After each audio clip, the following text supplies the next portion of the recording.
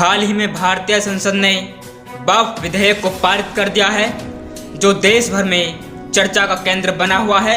सरकार का दावा है कि यह विधेयक वक्फ संपत्तियों के प्रबंधन में पारदर्शिता और जवाबदेहिता को बढ़ाएगा, जबकि विपक्ष इसे मुस्लिम समुदाय के अधिकारों में हस्तक्षेप मान रहा है।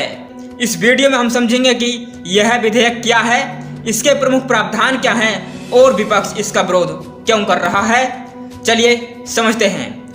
वक्फ एक इस्लामिक धार्मिक संस्था है जिसमें दाता अपनी संपत्ति को स्थायी रूप से धार्मिक या परोपकारी उद्देश्यों के लिए समर्पित करता है।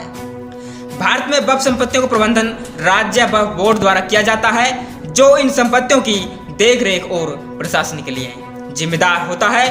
वर्तमान में भारत में लगभग 8.72 लाख वक्फ संपत्तियां हैं, जो लगभग 4.05 लाख हेक्टेयर भूमि पर फैली हुई हैं।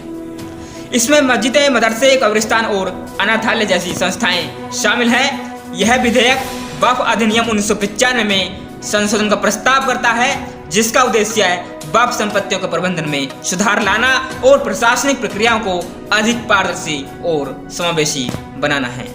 सरकार का तर्क है कि इन संशोधनों से भ्रष्टाचार और कुप्रबंधन को कम किया जा सकेगा, जबकि विपक्ष का मानना है कि यह मुस्लिम समुदाय के अधिकारों में हस्तक्षेप है।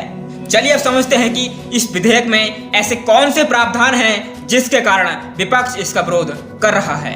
हाल ही में पारित वक्फ विधेयक के अनुसार केंद्रीय वक्फ परिषद और राज्य वक्फ बोर्डों में गैर मुस्लिम सदस्यों को शामिल किया जाएगा। केंद्रीय वक्फ परिषद में 22 सदस्यों में से 2 मुस्लिम होंगे, जबकि राज्य वक्फ बोर्डों में 11 सदस्यों में से 2 मुस्लिम गैर सदस्य होंगे।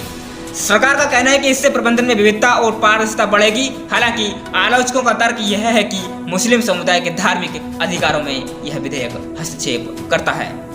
वर्तमान में वक्फ संपत्तियों से जुड़े विवाद वक्फ ट्रिब्यूनल द्वारा सुलझाए जाते हैं। नए विधेयक में यह प्रस्ताव है कि इन विधेयकों का समाधान जिला कलेक्टर द्वारा किया जाएगा, जिससे निर्णय प्रक्रिया में निष्पक्षता सुनिश्चित हो सकेगी। विपक्ष का मानना है कि इससे वक्फ बोर्डों की स्वायत्तता कम होगी और सरकारी हस्तक्षेप बढ़ेगा।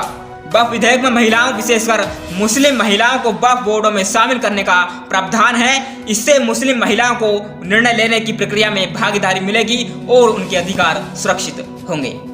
पारित विधेयक में यह प्रावधान भी किया गया है कि अनुसूची 5 और अनुसूची 6 के क्षेत्रों में वक्फ संपत्तियों का दावा नहीं किया जा सकेगा। इससे झारखंड, छत्तीसगढ़, असम और अन्य आदिवासी बहुल राज्यों में स्थानीय समुदायों की भूमि की रक्षा होगी। विपक्षी दलों और मुस्लिम संगठनों का मानना है कि यह विधेयक मुस्लिम समुदाय के धार्मिक मामलों में हस्तक्षेप बढ़ाता है और वक्फ बोर्डों की स्वायत्तता को कम करता है। उनका तर्क है कि गैर मुस्लिम सदस्यों की नियुक्ति और संपत्तियों का समाधान सरकारी अधिकारियों द्वारा किया जाना मुस्लिम समुदाय के अधिकारों का हनन है। इसके अलावा वे यह भी मानते हैं कि यह विधेयक मुस्लिम संपत्तियों पर सरकारी नियंत्रण बनाने का प्रयास करता है, जिससे उनकी धार्मिक स्वतंत्रता प्रभावित हो सकती है। सरकार का कहना है कि यह विधेयक संपत्तियों के प्रबंधन में पारदर्शिता और जवाबदेही बढ़ाने के लिए लाया गया है। उनका दावा है कि इससे भ्रष्टाचार कम होगा, महिलाओं के अधिकार सुरक्षित होंगे और संपत्ति के विवादों का निष्पक्ष समाधान हो सकेगा। सरकार का यह भी कहना है कि गैर मुस्लिम सदस्यों की नियुक्ति से प्रबंधन में विविधता आएगी और इससे वक्फ बोर्डों की कार्य क्षमता में सुधार होगा। वक्फ विधेयक 2025 एक महत्वपूर्ण और संवेदनशील विषय है, जिस पर विभिन्न पक्षों की अलग अलग राय है। जहां सरकार इसे सुधारात्मक कदम मानती है, वहीं विपक्ष इसे मुस्लिम समुदाय के अधिकारों में हस्तक्षेप के रूप में देखता है। इस विधेयक के प्रभावों को समझने के लिए हमें सभी पक्षों की बातों को ध्यान से सुनना और समझना होगा।